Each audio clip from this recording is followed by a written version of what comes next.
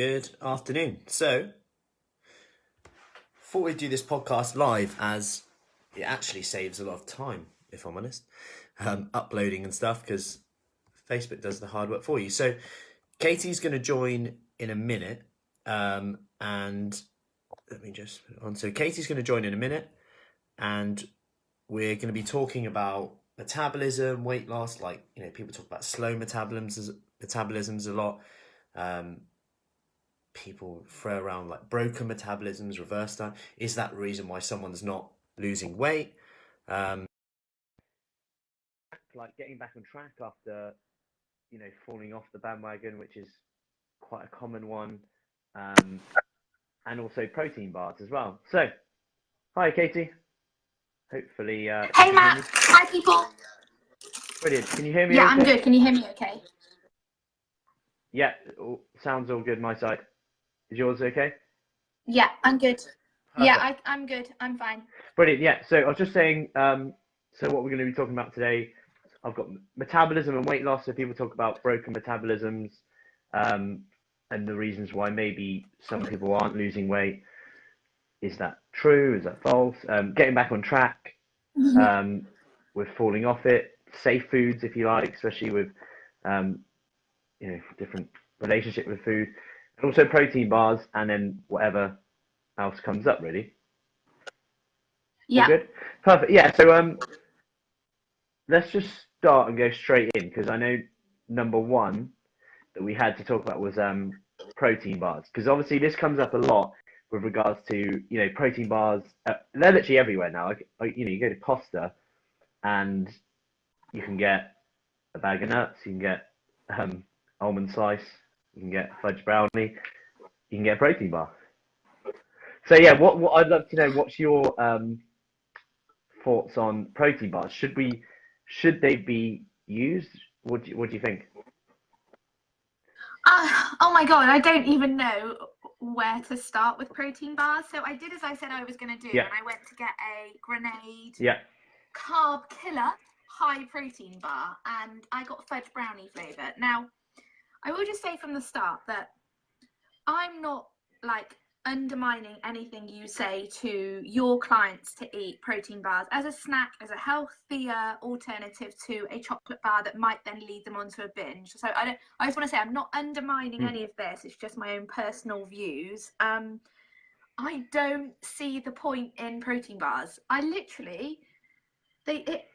even know where to start. They taste weird.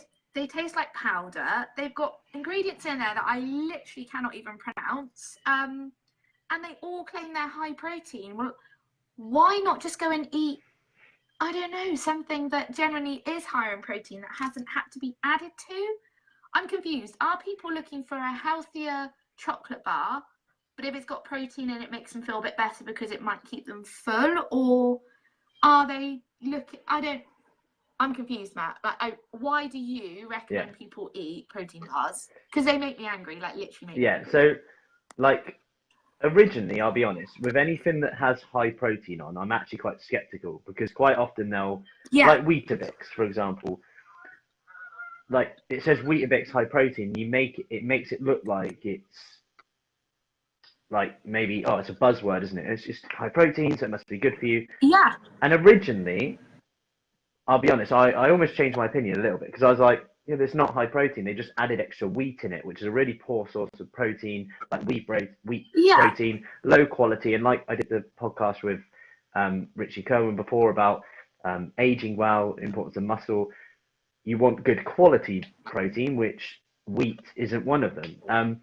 But anyway, going back to that, I guess the way it's beneficial is if someone, say I'm an average Joe and I go about my day, and making changes is hard. So going back, making changes is hard. Given that making changes to what you eat is hard, if someone can make the same choice but get more protein out of it, which might help them stay full up, then I'd say that's potentially very beneficial in that realm. However, if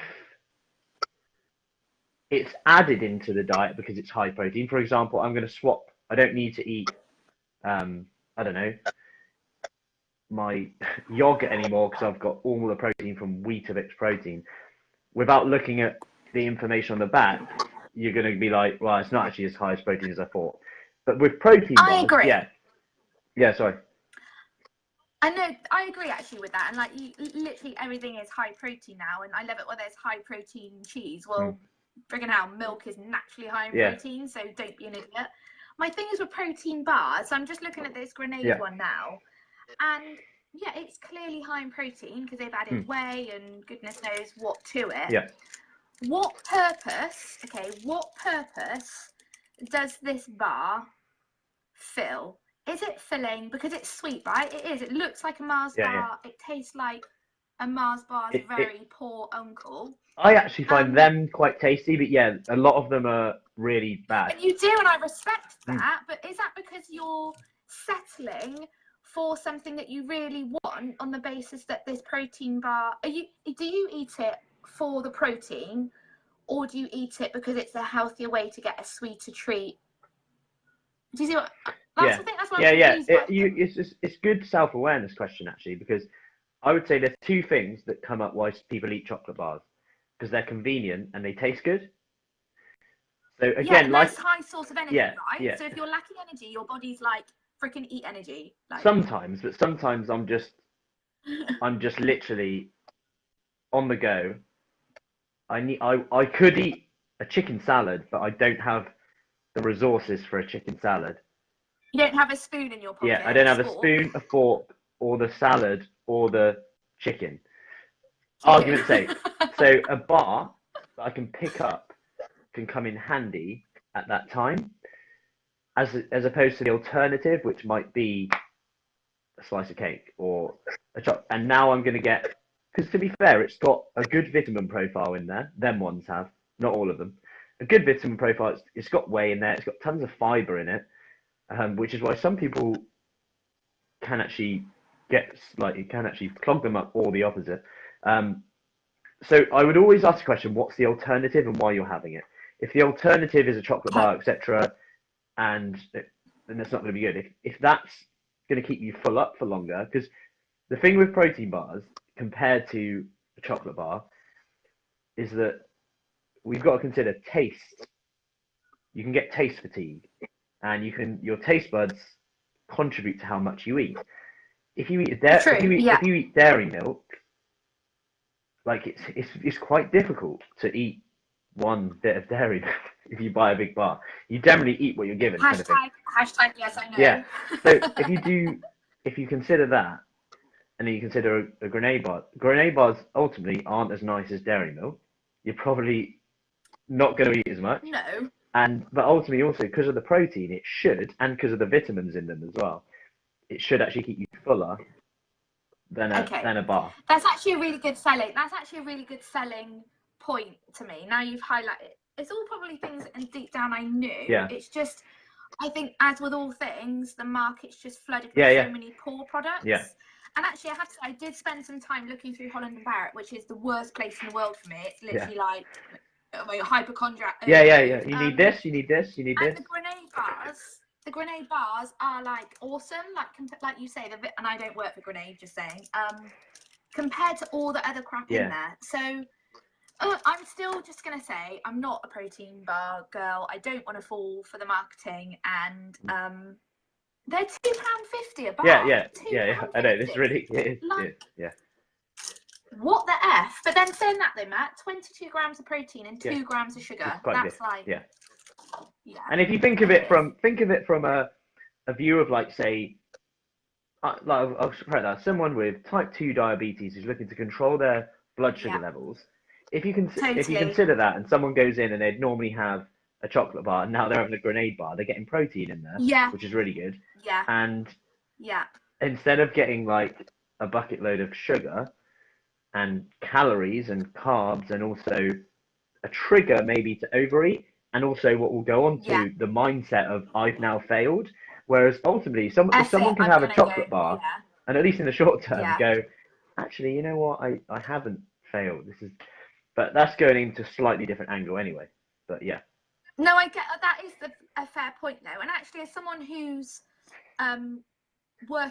is lifting weights a lot at the moment and needing that extra source of energy, I would always just look at that as my time to maybe fill up on some carbs and get that sugar or caffeine. But do you know what? I actually might consider having a protein bar as a little pre or after workout snack. Now, my husband Russell will record this and remind me that I said it. Yeah, but I'm starting to see, and today was the first day I spent not being too too negative about them. So yeah, you kind of swung me around to them a little bit, actually. I might record that bit and send it to Grenade and see if I can get 10%. No, anyway, yeah, but I think a good thing to point is the ingredients. So a lot of people look at the ingredients and they'll go, oh, you can't pronounce them words, but a lot of them are actually just like oligosaccharide, for example. That's just a type of fiber. And like the key thing to remember is that everything's a chemical, and two, right now, if you look at the market with all the vegan products and vegetarian products and stuff, oh my God, at the same time, you've got to see that they're perceived as healthy, yet if you look at the ingredients, you can't pronounce half of them. So it's not that something's bad or good, it's actually that, totally agree. So, because they're having to replace a natural flavour with a chemical flavouring to replace it. So, yeah, and they're not always, I'm not saying that anything you can't pronounce is bad for you. I'm just saying that it's clearly man-made. Be aware that a lot of things that you can't pronounce have been manufactured for a reason. No one can pronounce. Yeah, I have to say that. No one can pronounce quinoa, so. Yeah, and that's just as bad for you. Or chia seeds or chia seeds. Oh my God, you're so right. So, Quinoa. Yeah. That's a really fair point, Matt. Well done. I guess that does. Yeah. So the protein bar verdict is: I will, if they're on offer. Yeah. I will maybe give them a go and see how they fuel my workout, different to what I'm having at the moment. Yeah, and also if you're on the go and just, if people are in meetings and stuff like that, and then they have that, piece of fruit or bar, whatever, and that works for them, then that can be an option, almost like a tool in the toolbox. Not that it's a set thing, but yeah.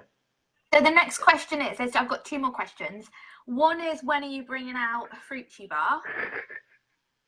Yeah, I might do.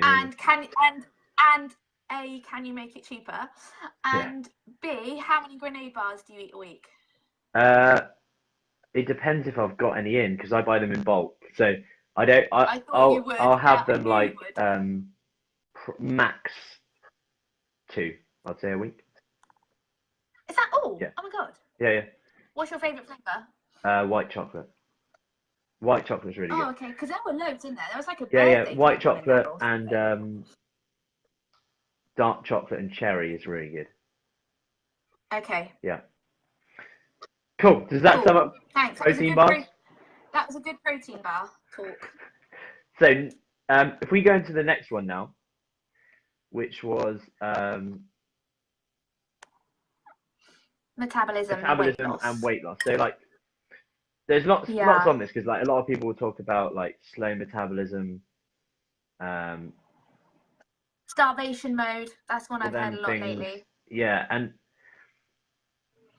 I'll just say before we go into that, there's loads of like key buzzwords a lot, like diets based on that, to like kickstart your metabolism and stuff. And I think the important thing is just to consider what your metabolism actually is, which is basically the sum of all reactions in your body. So movement, digestion, eating, moving. Like, so I can boost my metabolism by eating a whole bar of dairy milk. So if I eat a whole bar of dairy milk right now, my metabolism is higher than if I don't. Simply because my body's got to digest that. That doesn't mean that's going to offset the calories that I've consumed from it, but my metabolism. And that's why I think before we go into anything, it's just important to consider what we mean by speeding up your metabolism. Because I can speed up my metabolism by eating a McDonald's, by eating a dairy milk, or I can speed it up by moving. Yeah, moving, putting muscle on, like, etc. So there's loads of before we go into that, it's just the buzzword in that. And I think like another thing to consider is when someone says that their metabolism is slow, maybe because they've dieted a lot, that there are adaptations that happen. There's also genetic differences, But also there's something that we don't consider, and I'm kind of doing it now, is fidgeting. Like fidgeting, you just, and being aware of, do you fidget less? Do you walk less? Like, for example, if you've started an exercise program, so say someone starts a really tough exercise program and they're crawling out the gym, they're sweating, and they hated it, and they're knackered, they might then not walk their dog later, whereas normally they not walk their dog every day, but today they've gone, you know what, for their other half, can you do it tonight? I'm knackered. Now, although they burn 450 calories in the morning, they've now stopped their walk, which burnt 200, and not walked to town, they drove. They also didn't take the stairs, they took the lift, and all of a sudden, they've just compensated for the workout. And there's loads of changes that can happen. So if someone also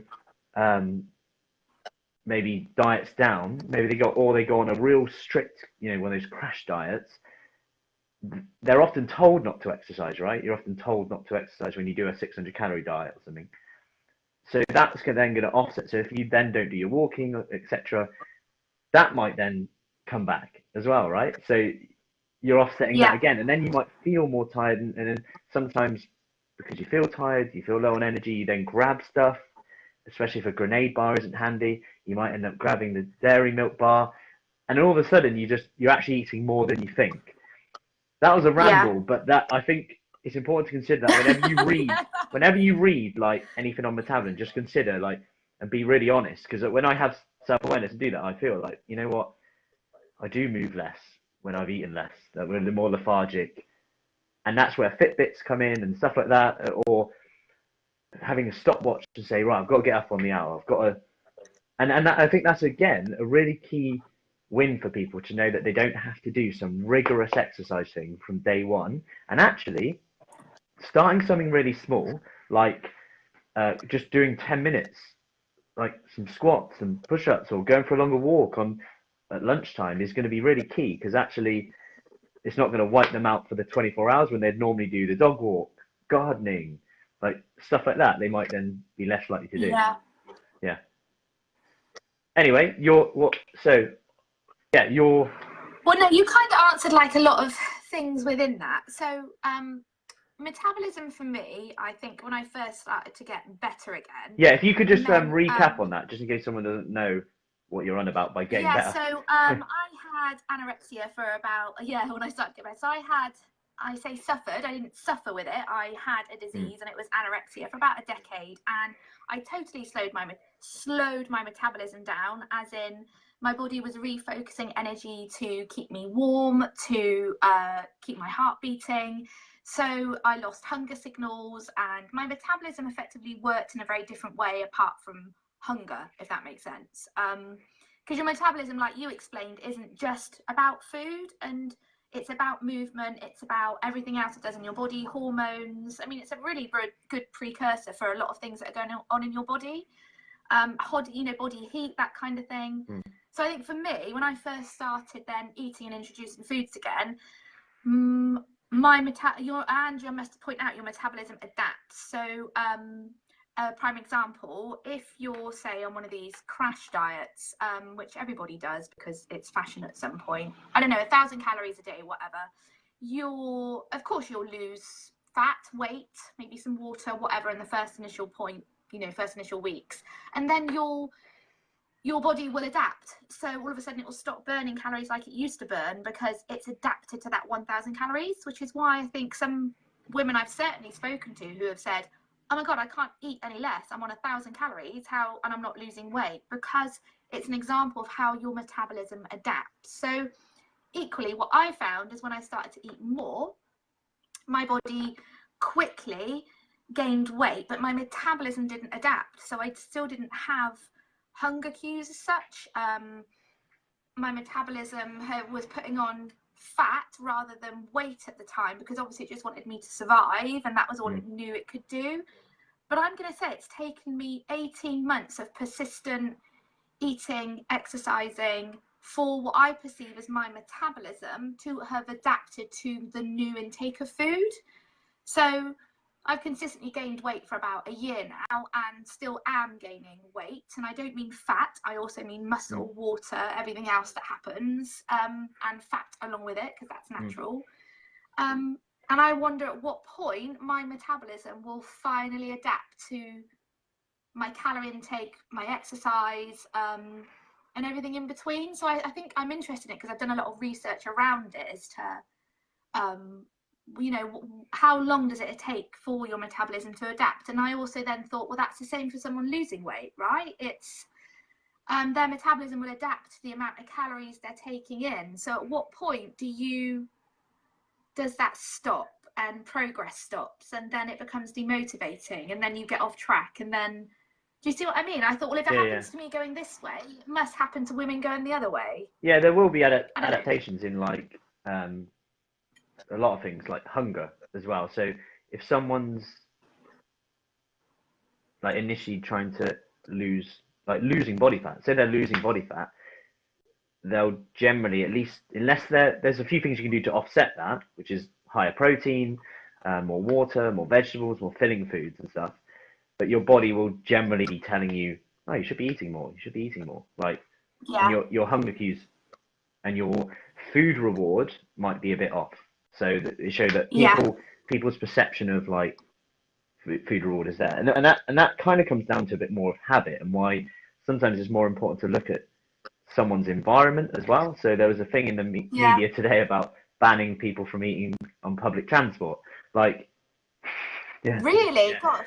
But when you consider, like, if you look deep down at the point I guess they're making is, I would say, just control your own environment first, obviously. But what they're saying is, to be fair, if someone said, right, we're going to get you get fined if you eat on a train, I might think twice about picking up.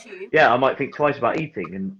And I said, the amount of times I've driven, stopped off at a service station, got something to eat because I wasn't sure about traffic and stuff, eating it on the way, or versus not being a bit hungry but not stopping off and then just driving another 2 hours and not being hungry. And I think there's a funny thing between psychological and physical hunger. Sometimes, because sometimes I can go to a service station and go, oh, you know, maybe I am a bit hungry. And it's like an urge. And when it's an urge, you're not really hungry. But anyway, going back, that's a tangent off. Going back, I think you've got to consider as well, like, in terms of adapting, as your body weight changes. So if you're a smaller human being, you need less fuel to run. So if someone goes from like 100 kilograms to 90 kilograms, they don't need as much fuel to run anyway. So what got them to there might not get them to there. But also there's a few things you can do to offset that, like you said, about muscle, about protein intake. It seems to be a little bit of a variable that works in people's favor in terms of changing their body shape. And then ultimately, it becomes less about weight and actually more about, oh, actually, my scales, I'm not at my goal weight, or what a lot of people say. A lot of the ladies will say, you know, I'm 50 now, but when I got married, I was this weight, and I want to get to that goal weight. But since then, they've had 2 kids. Yeah, they've had 2 kids, 3 kids, and actually, hormones, stress. And fat distribution might change with menopause, and actually, if they focus on, and it takes time, like I've had loads of messages saying, you know what, this is the first time I haven't said this often, it's not about the weight, you know, and they get, you know, it's a very, very cool thing to say, especially when people say, I've lost 3 stone before on a swimming club, stuff like that, but no one's ever said anything. I've only lost half a stone, but everyone said, wow, you've lost loads of weight. And she's like, no, I haven't. I've only lost half a stone, but I've lost inches. And yeah, so I actually almost think that metabolism is not, in most cases, isn't actually worth stressing about massively. I agree. It's taken me like a year and a half to think that, because whenever you sort of you're trying to gain weight, you always read somewhere, oh, we'll do it slowly so your metabolism can adapt and it needs boosting and all the other buzzwords that are around it. But I can almost at the point where I can say it's not about my metabolism. I do know that since I've gained muscle, and a lot of muscle, my hunger has increased and other things are working better. So to me, that's a precursor to my metabolism. But I'm definitely not as controlled by my metabolism as I used to be. And the reason I brought it up in our podcast today is because I just hear it a lot again at the moment. So again, it must be in people's minds again. But you're right, it's not a lot to do with metabolism. It's mindset over what's important to you. And all I can say is what's important to me has been muscle growth. And I think from a lot of the ladies that you work with, and certainly in some of the classes, just to see their bodies change. And I don't talk about weight because I personally don't find it healthy, but you can tell someone they look great, they've got a great shape. It's not about, oh my God, you've lost so much weight, you look great. It's more of your shape is amazing. And inside, they might not have lost anything, but they've gained muscle. So it's just reinforcement all the time. And I know that you do that via how you talk. I just hope people don't fall for the metabolism trap, which is why I wanted to talk about it, because, you know, it's another thing to worry about, right? It's and like,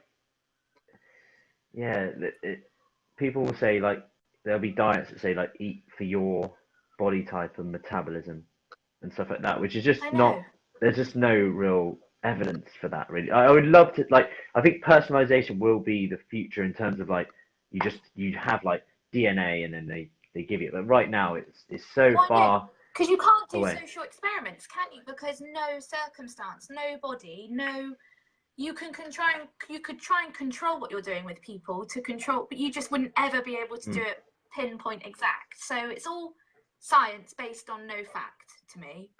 Fact based on no science. I say. Yeah. It's almost just a logical hypothesis that has never been proven right or wrong. Yeah. So some people will have the view. If some people are thinking about boosting their metabolism, don't bother. I'll give you an example.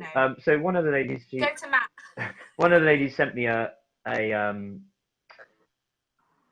something that she signed up to. It just like this came flipped up. She said, I might as well do it. There's a questionnaire and it says your body type is this, so you need to eat like this, etc. And it says no more counting calories. Calories, don't worry about them. You need to follow your body type. And then you fill in this questionnaire and then it says, hi, Jane, you need to eat 40% protein. Oh my God. 30% and proper macronutrients. But no, here's the funny part. 40% protein, 30% carb, 30% fat. And I was like, well, that's pretty logical. Most people do fine with that. And I was like, but the funny part is they said you don't need to count calories or worry about calories. Instead, you need to worry about this. And you only know percentages with absolute amounts, right? Because percentage is relative. Yeah. So I was like, you actually need to, they're actually saying you need to do more than you probably need to worry about. And the whole point was that you don't, That's called calorie counting. Yeah. That's called calorie counting. Dressed up in a ball gown to me. Yeah.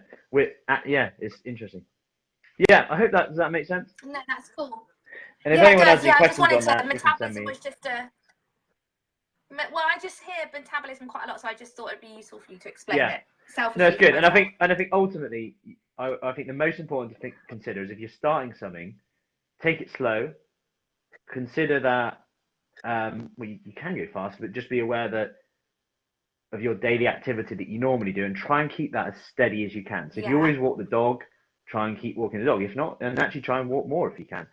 And that's where like Fitbits can be handy and stuff like that. Just to notice if you slouch more, if you like people's posture, like you can see people like as well. I obviously did like physique stuff as well. Like you can see people, people talk slower if they've got lack of energy.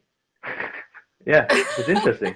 And also I have to say it is patience because okay, it might have been a bit different for me, I'm not sure, but it's taken 18 months to have any real change on my body and hunger cues. So I'm assuming that it is actually a long process. It's persistency, it's believing in it, and it's being self-aware along the whole way, basically. Yeah, I guess where your body would have come from there. Yeah, this kind of more an extreme example, I guess. And everyone else is just, but it's very interesting how it does change. It's the same principles in theory. Just obviously mine's a little bit extreme, but it kind of works the same way, just the other way around. So I found that quite interesting. Yeah, well, it's interesting. So one study, they gave people 1,000 calories more than they need, to maintain their weight, and then they looked at the weight gain, and the weight gain was from like 1 kilo to 8 kilograms. So people ranged, and they were like, "That's weird." But then they looked at their activity, That's massive. and some people have a tendency just to they adapt by moving less. Yeah. But if you put your mind on it, so one of the ladies, she's had really good, like a whoosh, all of a sudden, like really good results. And someone said, "What have you done? Because what have you done to do that?" And she just said, "You know what? I've just been looking at my steps more, because she's kept everything the same, kept on with her nutrition, kept on with sessions, doing home workouts and stuff if needs be, but she's just made sure her steps were maintained, or she just put her attention on it. So because she wasn't tracking them before, she's now going, oh, I need to hit that. She's in a little league table with her friends. Yeah, which is really good. Just love people that have tell you when they hit their steps. Yeah. So she's like, I'm like, oh my god, I want to hit my steps. Yeah, so she's like, bloody hell, how is she? This must be wrong. How has she done 12? Right, I better go for a walk now. Anything to get you moving. That's good. So I think that's a key thing to consider. If you are starting something, to consider your normal activity as well, and not over think it's pointless either, because that is obviously having a big role. Oh god, no! Yeah. Any movement is an absolute bonus, because we're humans, right? We're built to move. And I know everyone knows, we shouldn't be sat at our desks, but no, genuinely, we're not made to sit around. We are built to move. So even if that does mean just fidgeting, even though people hate people fidgeting, it's actually just a really useful way of just, I don't know, moving your body. I must just add though, with the exercise thing, and I know I hope this doesn't sound counterproductive to people, but as I've gained weight, I've wanted to move a lot less, which is so interesting. So I remember when I was really thin, very unwell, all I wanted, and it's part of obviously the disease I had, but I wanted to run all the time, and like, I was coming to all your classes, and like, the more I've gained weight, the less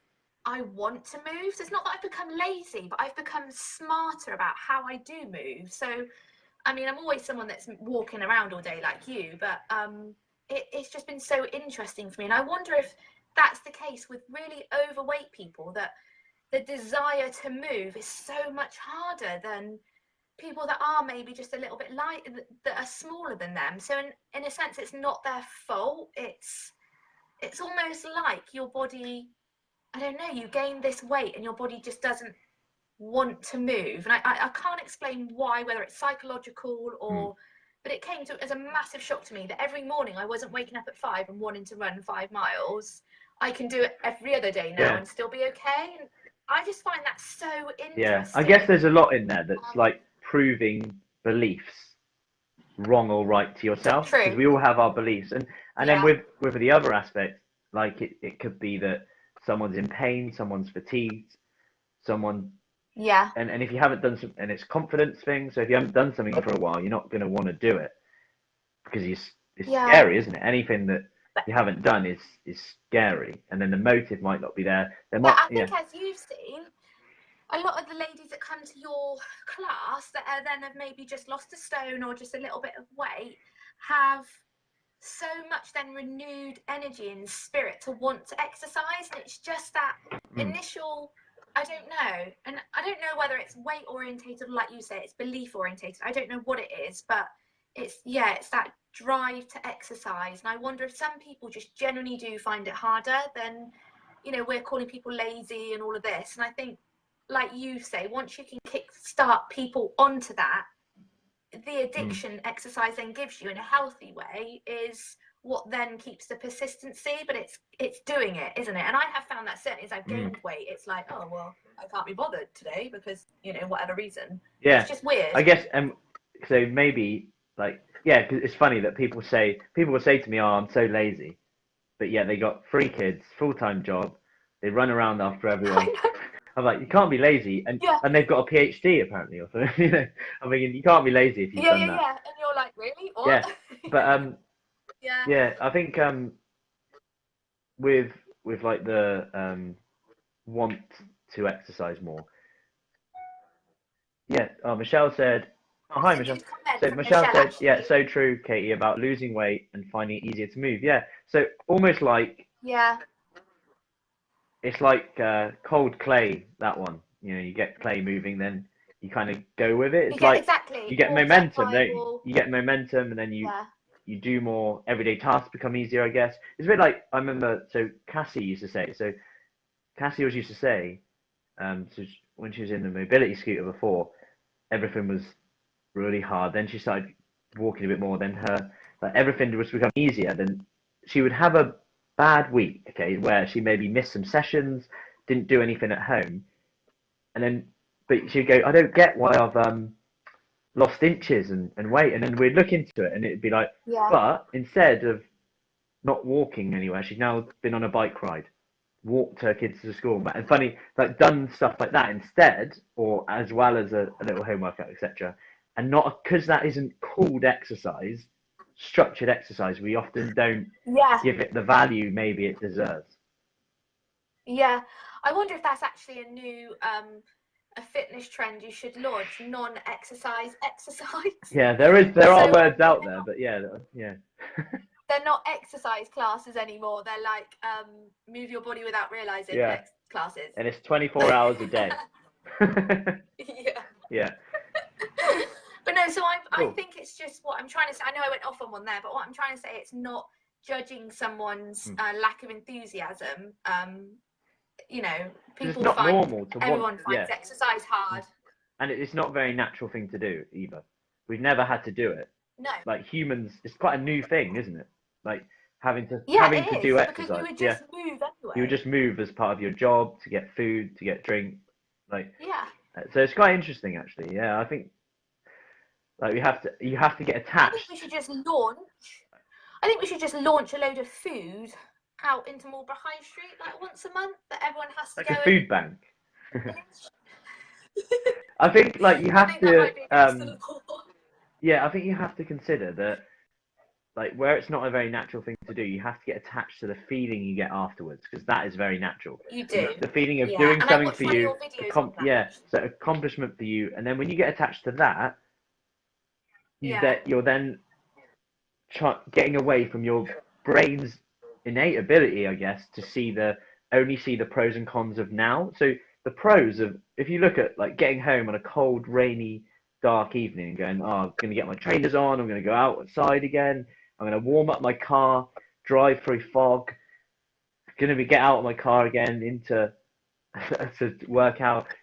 The pros, your body, Matt, you're meant to be selling this. Your body will go, screw that. But then if you go, well, what's the cost of that, or the cost if you don't do it, is that you'll probably spend the evening beating yourself up. 1, 2, you might then open the bottle of wine a bit earlier, calories come in, food comes in, next day you're tired because you haven't slept as much, then you're ratty with a loved one, then you're not as productive with work, then you don't get as much done, then you're annoyed and you feel rubbish. Like when you actually put your attention on that, it becomes a more rational decision that you want, rather than something that's just like I think there's so much to it. I could go on all day about that. I have to say though, just one last thing on this subject. Personally, what I do is I treat it exactly how I treat my eating disorder, and I treat exercise as a petulant child, and that it's non-negotiable. And that takes a really strong mind and resilience. But if I'm going to exercise on these days, unless something extreme happens, like I'm ill or whatever, then it's non-negotiable. It doesn't matter that it's fog or cold or this or that. I don't even have a debate in my mind.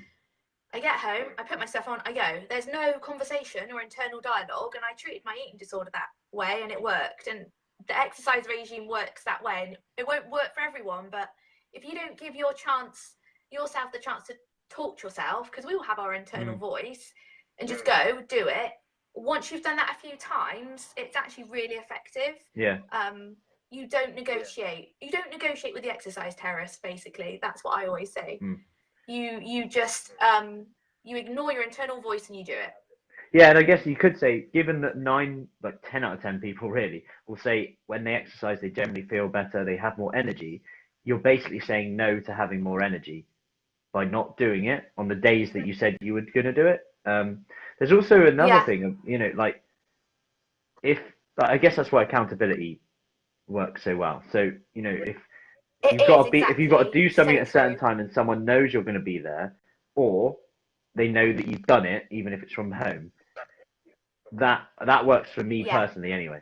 Like the fact that I know that I have accountability is amazing. Yeah, because and that like accountability partners, stuff like that. Someone just going, "Did you do that thing that you said you were going to do?" And you go, I didn't actually. Blooming hell, better go do it. I'm going to do it tomorrow." Yeah. I think that works well. Yes, I was just about to. Yeah. I was just getting my trainers on. What do you think I was going to do? Yeah, cool. So one last one was getting back on track. You had getting back on track. I even when I brought this up because I hear it a lot in the fitness industry, and you say it a lot. And actually, at first, I was a bit like, "Oh, bloody back on track." You know, like it's January, get back on track. But no, as I've looked into this more and like listened to your videos, I've realised that it's really important to being persistent, because we all have crap days, right? Where you, and I'm not saying eating a chocolate bar means a crap day. It doesn't. It's just food. But you know what I mean? We all have a day where we've had a piece of cake when we weren't hungry, but because we were feeling part of a celebration or an emotion, right? And that happens. That's life. Yeah. But the important thing is remembering the next day that you just start again. It's not over. It's not the end of the world. You just go on as you were. There's no judgment. There's no guilt. But the next day you get back on track. And now I love the saying. I absolutely love it. I think it's so healthy in a really good way. Personally, for me, if I've had a week, which I was saying to you recently, where I haven't tried any new foods, any new safe foods, or broken any safe things that I should be doing, and I have to get back on track. Right, this weekend, as an example, Russell and I, my husband, are going to try cereal. And I know it sounds pathetic, but cereal's been a fear food of mine for years, because it just is. So we bought some cereal, and I'm back on track. This weekend I will try a fear food, and the same can go the other way, right? If you've had some cake that you shouldn't have had because it was someone's birthday, the next day, back on track, you know, because you're never going to gain 2 pounds from one slice of cake. You'll gain 2 pounds of fat from the next 5 days because you fell off the wagon or whatever it was. So I love the saying now, and I hated it, but it's why I wanted to bring it up, because you say it a lot, and now it makes perfect sense. That's good. I mean, the shorter the gap between the dwelling that goes on between making the decision maybe that you didn't want, so maybe you had something that you didn't really even want, and you had it, then you thought, oh, what's the point? Might as well have 2, 3, 4, 5. The shorter the gap between you dwelling in that situation and going, you know what, screw this, I'll start again next Monday. The shorter that gap becomes every time you do it, the better results someone gets, and the more in control they feel. Actually, when someone actually does it and makes a decision and actually goes, you know what, I'm going to stop. I've had one. And now I've just bitten the second. I'm actually going to put half of that second one in the bin. If someone just goes and does that, that is literally like quite liberating for someone who'd normally eat 8 or 9. I know it's another thing, saying it and doing it, and that you could go on to other things about like environment again, making sure like, you know, nothing, you know, if you're at work and you've got cookies next to you, try and keep them 6 feet away, or, you know, have a bottle of water with you all the time. Little things like that are going to help you make better choices, and rather than set yourself up to fail. But going back, and it's going to happen, and actually it's going back to what you said about like fear foods that you had and have, like, the same applies to when people try and lose weight. Like loads of people have, I would come to you, Matt, and I would do the program, but I could never give up my I don't know, wine, or I could never just eat I don't know, one serving or whatever. Or someone would say, I could never give up carbs. And then I go, and I say, like, you know, there's many ways to skin a cat. You don't have to give up carbs. And then it's a case of kind of doing what you do, but the opposite way. So I often say, like, have a list of all the foods that you fear will make you gain weight, and start at the ones that you think are less fearful. You're less fearful of. That's what I've done. Yeah, and then, exactly what I've done. And really well. And then, you know, say the first one is, I don't know, a common one would be like potatoes, right? You have a little bit, and then just see what happens. Like, and you start to write off that belief, and actually making notes about it is quite a good thing to do. Yeah. And not that you have to, not that you even have to, because I don't eat that many potatoes, but it's a choice. It's not like I don't actually eat that like high carb diet at all. And it's not. It depends on what you want. Like, it doesn't make me feel that good. personally, like if you've got like any IBS kind of tendencies, I normally suggest a lower, at least lower carb diet than most people, because Yeah. it generally just makes it easier to follow, and your symptoms are generally better controlled, rather than eating tons of whole grains and beans and legumes and not being good to be around. Yeah. No, and actually, I still struggle to break down those foods myself. I still try them because I want to try and make sure I can eat everything. Yeah. And not have a restriction involved. But actually, foods like that, I can't even break down at the moment. Yeah. And I. But I think the important thing around that is, say you've got like a wedding or something at the weekend coming up, and you know that it's gonna be a buffet or whatever, and you know that you're probably gonna eat more than your allocated calories. But it's giving yourself permission to do that, okay, in that circumstance, because that alleviates guilt, and usually it's guilt that brings along all other complicated emotions, because on the Sunday or the Monday you get back on track and you go back to your persistent routine. So I love it. I think it's a saying that is so useful in so many ways when it comes to food and dieting, fat loss, whatever it is. So yeah, it's never the thing, it's always your thoughts about the thing, right? It really is. And I think that there's a difference between choosing not to have something and choosing not to have something and saying I can't have something. There's a huge difference in that. Like I'm choosing. So one of the ladies, she's like limiting, reduced her alcohol intake because it's helped her sleep, it's helped her make better choices. But she's like, I've never seen it from the point of view that I'm choosing to do this, rather than, I can't have that tonight. And just that difference is really powerful, actually. More than I'd have ever even imagined, actually, if I'm honest. But it does, because then with regards to like a wedding or a social event, you can then decide, I'm choosing to really enjoy myself this weekend, and screw it. If it means that I put on a few pounds short term, which means not much anyway, unless you've literally eaten like 20,000 calories, it's all going to be water and just fiber and eating late. Yeah, exactly. As long as you just get back to it, that's fine. And it might slow your progress by a week over the whole, I don't know, 90 days or whatever, or a year. It might slow your progress a bit, but actually at the cost of what? The cost of... I agree. At the cost of your social life. And I think you've always got, because with Christmas coming up as well, so Christmas, you've got to choose the ones you want to enjoy, choose the ones that, there's got to be some compromise, but at the same time, it's got to be your compromise that you're willing to do. Are you willing to, accept that it might slow, or are you going to go, you know what, I'm deciding to step it up a bit here.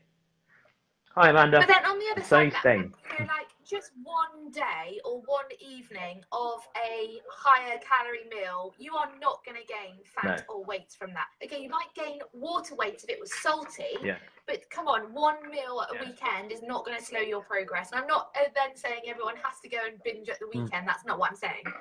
What I'm saying is giving yourself permission around a social event or a Christmas dinner, and alleviating guilt helps you to get back on track. And I think that's the point. And if the scales do go up, then it's not going to be for long. A couple of days if it's water, It's just recognizing, and again, not being so scale driven, right? What we were saying earlier, it's because they're the false indicator of what your body's doing, and your body's just working, and sometimes it works better than others. So 100%. Like, you just have to know when.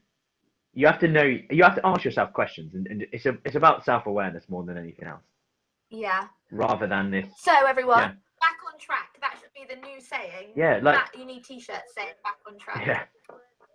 Yeah. And a tick box underneath. I have to think about one. Everyone have a massive mark in the bit that's not like. Yeah. Saturday, Sunday, Monday. Yeah, no, that was really cool. good. Yeah, I think that's everything. Anything else you want to go over at the moment? No, not at all. No, I just thought it was just some important things to talk about. Yeah, no, I think that's really helpful actually. Yeah, like with protein bars, metabolism, not beating yourself up, because ultimately it's funny actually. I guess it means if you beat yourself up, it means that potentially we put all our self-esteem. Yeah, you care, which is good. But also that maybe we put all our self-esteem on our ability to either stick to something or on the idea that not doing that would have caused the weight to change. And actually that means our self-esteem is related to weight. Yeah, interesting. Correct. And also it's not, oh gosh, and this is a totally different subject, maybe for next time. Also, it's not putting all your self-esteem on that outcome either. 100%. If you focus on, which is why, I know this is cliche. Is why part of the process of getting to weight loss or weight gain is really interesting, because usually you learn in that process that what you were looking to achieve, which is ultimately happiness, right, and contentment, is actually you got from the journey and not from the outcome. And that's so true for me. Like, oh my God, it's so whimsical, but the journey was way more insightful and helpful than what I perceived how I would feel when the outcome happened. So yeah, so true. And that's why I always say, like, the best book you'll read is literally, that's why I have like these books here that I get the ladies to fill in and report back to me, because the best book you'll read is the one that you write, basically, because you'll go back and you'll go, oh yeah, I learned so much that day. And keeping notes of, when you notice psychological hunger versus physical hunger, what did you do? What was happening at that time? Well, someone said, I was stuck in traffic and I thought, screw this, I felt anxious. Yeah, it's interesting.